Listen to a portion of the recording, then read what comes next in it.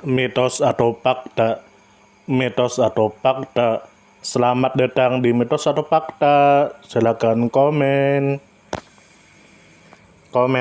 Komen. Mitos atau fakta? Kali ini kita akan membawakan sebuah cerita, yang mana silahkan Anda semua tebak apakah itu hanya mitos atau fakta yang pernah terjadi. Tentu kita semua tahu bahwa mitos itu adalah cerita yang dipercaya sebagai hasil imajinasi dan kebenarannya tidak dapat dibuktikan. Sedangkan fakta adalah suatu peristiwa atau keadaan yang benar-benar terjadi dan dapat dibuktikan. Fakta dapat diperoleh melalui pengamatan terhadap suatu objek atau peristiwa. Sekarang masuk ke video. Dikatakan bahwa pada masa lalu hidup seseorang yang bernama Abdul Muhyi Pamijahan atau yang dikenal dengan sebutan Haji Karang. Dikatakan menurut kabar yang beredar bahwa Syekh Abdul Muhyi Pamijahan diyakini sebagai waliullah dan dihormati masyarakat pesantren. La merupakan mata rantai dan pembawa tarekat Syatariyah yang pertama ke Pulau Jawa. Lebih dikenal dengan nama Haji Karang karena pernah uziah dan halwat di Gua Karang. Di pintu gerbang makamnya yang terletak di Pamijahan Tasikmalaya tertera tulisan Sayyiduna Syekh Al-Hajj Waliullah radhiyallahu. Lalu disebutkan bahwa Abdul Muhyi dilahirkan tahun 1650 di Mataram. Mataram di sini ada yang menyebut di Lombok tetapi ada juga yang menyebut Kerajaan Mataram Islam. Dikatakan juga bahwa ayahnya bernama Sembah Lebe Wartakusumah bangsawan Sunda keturunan Raja Galuh Pajajaran yang saat itu bagian dari Kerajaan Mataram Jawa. Elbunya bernama Raden Ajeng Tanganziah keturunan bangsawan Mataram yang berjalur sampai ke Syekh Ainui Yakin. Selanjutnya dikatakan bahwa ketika masih anak-anak, Abdul Muhyi telah belajar di Ampel Denta untuk mendaras berbagai disiplin keilmuan pesantren. Lalu pada tahun 1669 Masehi di usia 19 tahun maka Abdul Muhyi merantau hendak menuju ke Mekah tetapi singgah di Aceh. Di Aceh Abdul Muhyi ternyata bertemu dan belajar kepada Tengku Syakuala atau Syekh Abdur Rauf Asingkili. Berbagai disiplin keilmuan dipelajari Abdul Muhyi di kota Aceh ini termasuk tarekat Syatariyah dari jalur Syekh Abdur Rauf. Lalu setelah beberapa tahun di Aceh maka Abdul Muhyi oleh gurunya diajak berkunjung ke makam seorang yang dikenal masyarakat sebagai Wali Qut Syekh Abdul Qadir Jilani di El-Rak. Perjalanan diteruskan ke Mekah dan Madinah untuk menunaikan haji. Abdul Muhyi kemudian belajar di Makkah tapi tidak langsung pulang. Abdul Muhyi kembali dari Mekah menuju Ampel Denta pada tahun 1678 setelah mendapatkan ijazah untuk menjadi mursyid tarekat Syatariyah dari gurunya. Sekembalinya dari Ampel Denta sang ayah menikahkannya dengan putri bernama Ayu Bekta. Setelah menikah bersama orang tuanya maka Abdul Muhyi pindah ke Jawa Barat untuk menyebarkan Islam dan berusaha mencari sebuah gua yang ditunjukkan oleh gurunya Syekh Abdur Rauf As-Singkili. Lalu karena belum menemukan tujuan yang hendak dicari maka sambil melakukan dakwah Abdul Muhyi menuju ke Garut Selatan dan diminta masyarakat untuk tinggal di Pamengpek Garut. Perjalanan diteruskan ke Lebak Siu di dekat Batu Warigi. Di berbagai tempat tinggal ini Abdul Muhyi terus menyebarkan Islam secara santun dengan sentuhan hati sebagai seorang sufi. Di Lebak Siu inilah Abdul Muhyi menemukan gua yang dikeramatkan dan wingit. Gua ini dinamakan Pamijahan karena tempat berkembang biaknya banyak ikan. Gua Pamijahan ini berbatu karang dan penuh dengan hutan lebat dan karenanya sering disebut juga sebagai Gua Karang. Sejak saat itu meski kadang-kadang masih tinggal di Lebak Siu maka Abdul Muhyi lebih dikenal sebagai Haji Karang.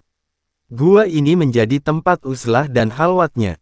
Akan tetapi di tempat tinggalnya yang terakhir, ia membangun perkampungan baru bersama para pengikutnya di sebelah barat Kampung Ojong dan dikenal dengan sebutan Safar Wadi.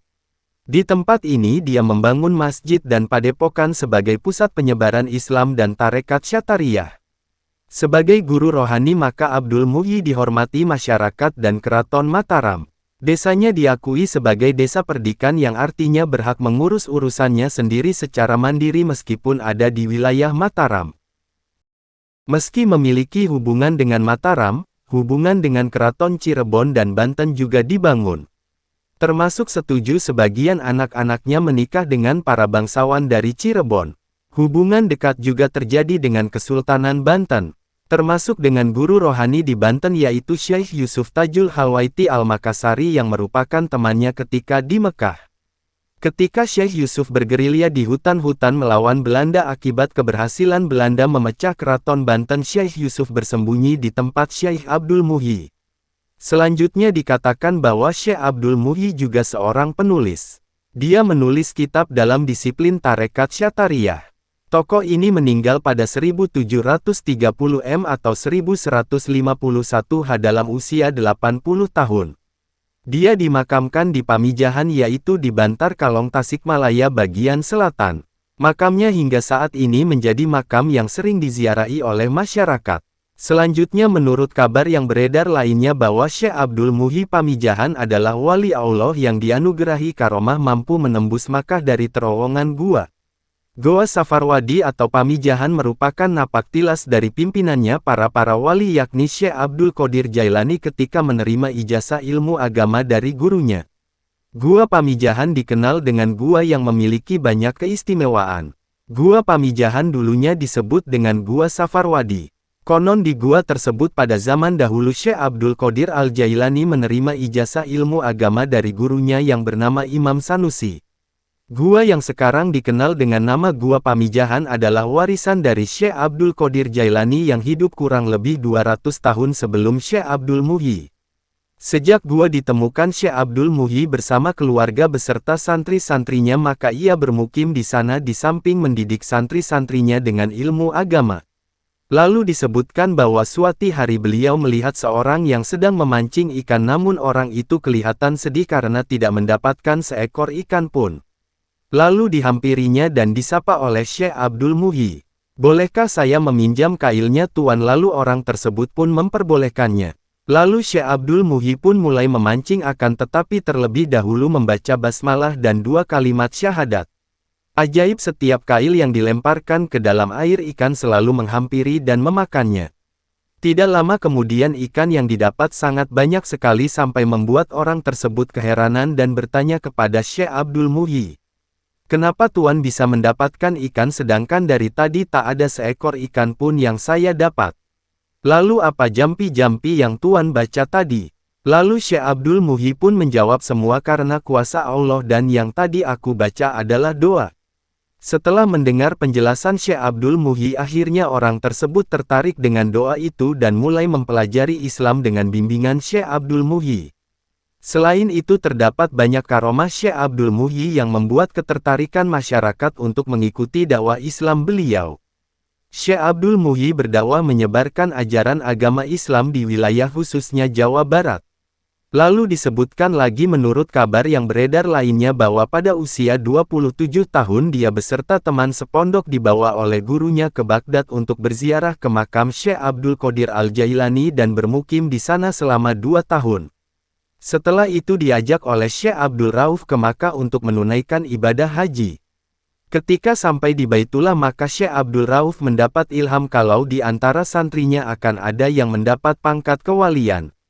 Dalam ilham itu dinyatakan, apabila sudah tampak tanda-tanda maka Syekh Abdul Rauf harus menyuruh santrinya pulang dan mencari gua di Jawa bagian barat untuk bermukim di sana.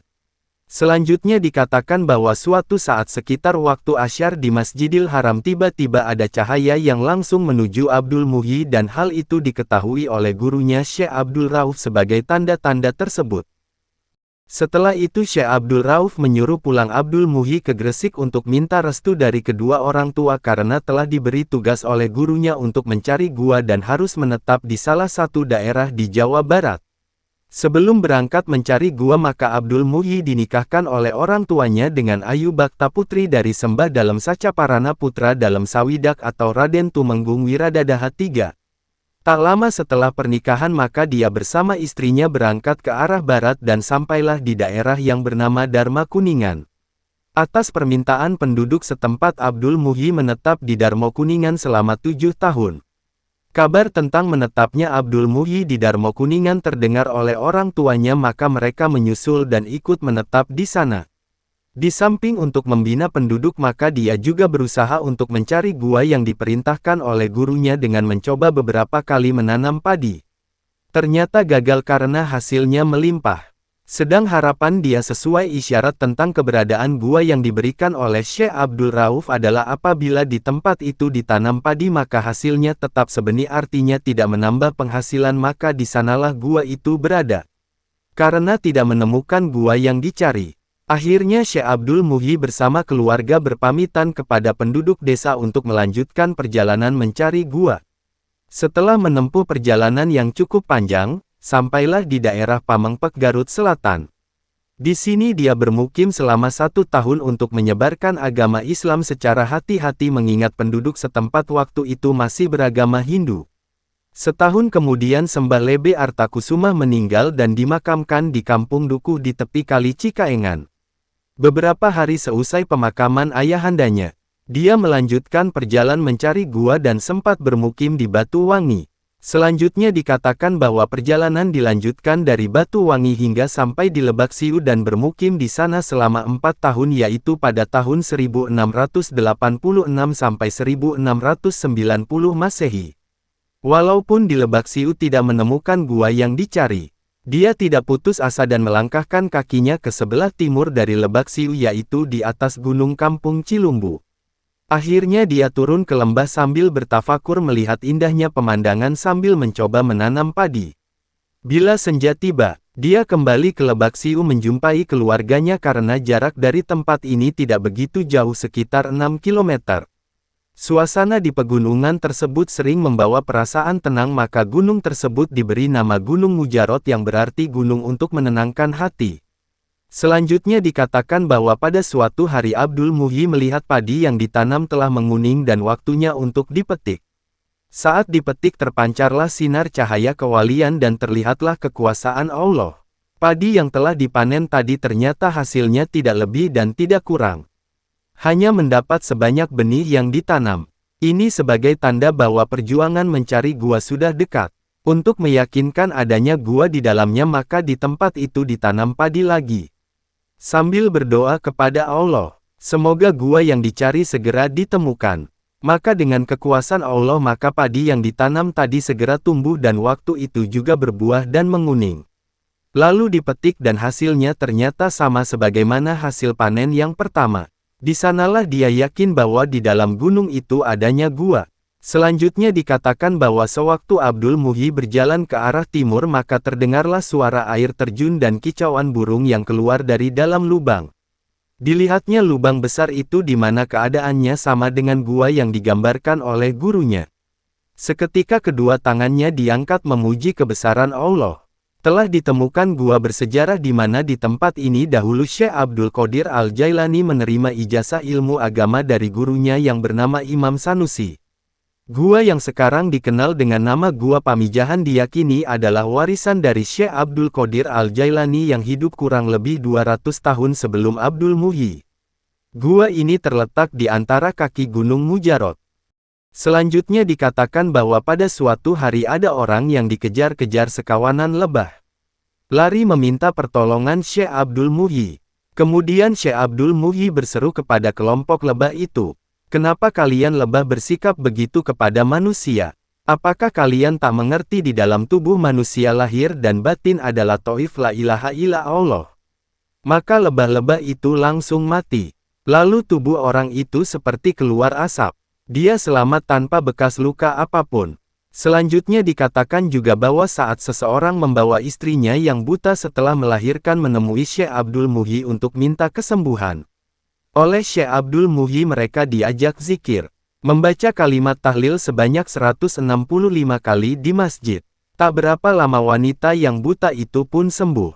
Lalu selanjutnya dikatakan bahwa di waktu yang lain seseorang membawa anak yang terkena stroke.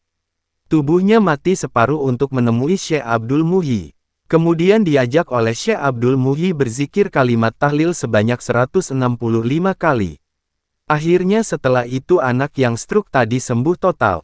Lalu selanjutnya dikatakan bahwa ketika ada orang yang tidak bisa tidur selama 11 hari dan minta tolong kepada Syekh Abdul Muhyi.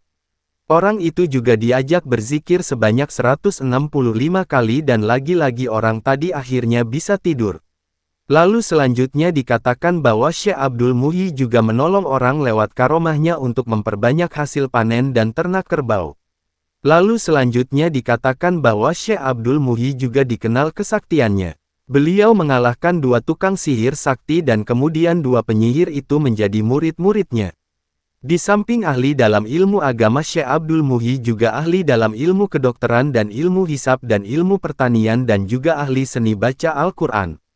Maka pada saat itu banyak para wali yang datang ke Pamijahan untuk berdialog masalah agama seperti Waliullah dari Banten Syekh Maulana Mansur, putra Sultan Abdul Patah Ageng Tirtayasa keturunan Sultan Hasanuddin bin Sunan Gunung Jati, juga Syekh Jafar Shodiq yang makamnya di Cibiuk Limbangan Garut. Bagaimana menurut Anda semua? Apakah cerita di atas adalah mitos dan cerita sebelum tidur atau memang fakta yang pernah terjadi? Silahkan tulis di kolom komentar. Tidur, tidur, tidur, tidur. Ayo kita tidur. Bagaimana menurut Anda semua? Apakah itu mitos atau fakta? Jika mitos, silakan tulis di kolom komentar. Dan jika fakta, silakan tulis di kolom komentar. Karena kita tahu bahwasanya mitos itu adalah cerita yang dipercaya sebagai hasil imajinasi dan kebenarannya tidak dapat dibuktikan.